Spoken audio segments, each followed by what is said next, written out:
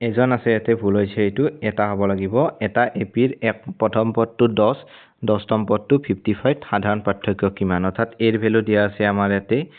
10 প্ৰথম পদ যেহেতু এইটো তোমালোকে ষ্টাৰ মাৰ্ক দি লিখি লও ওপৰত এটা ডি লাগে আমাক ডি ইকুৱেল টু হোৱাট সাধাৰণ পাৰ্থক্য বা সাধাৰণ অন্তৰটো আমাৰ কি ইতে খুদিছে এটা যদি আমি চাও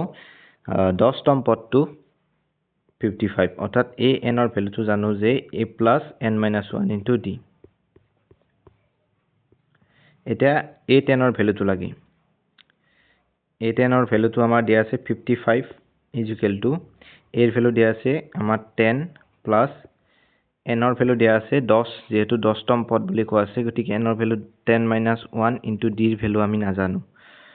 গতিকে এইটো যদি আমি চাও 50 ৰ পৰা 55 ৰ পৰা 10 গলে 45 প্লাস 45 ইকুৱেল টু 10 ৰ পৰা 1 গলে আমাৰ 9 d এইটো যদি আমি সলভ কৰো d ইকুৱেল টু 45/9 হ'ব আৰু 45/9 ইকুৱেল টু 5 হৈ যাব গতিকে সাধাৰণ অন্তৰ যে সাধাৰণ পাৰ্থক্য যেটো আমাৰ আছিল হেতু আমাৰ ইয়াতে 5 ওলাই আই পৰিলে গতিকে option number B is the correct choice for the given question okay তোমালোক সকলোকে ভালকে বুজি পাইছা বুলি মই আশা ৰাখিছো ধন্যবাদ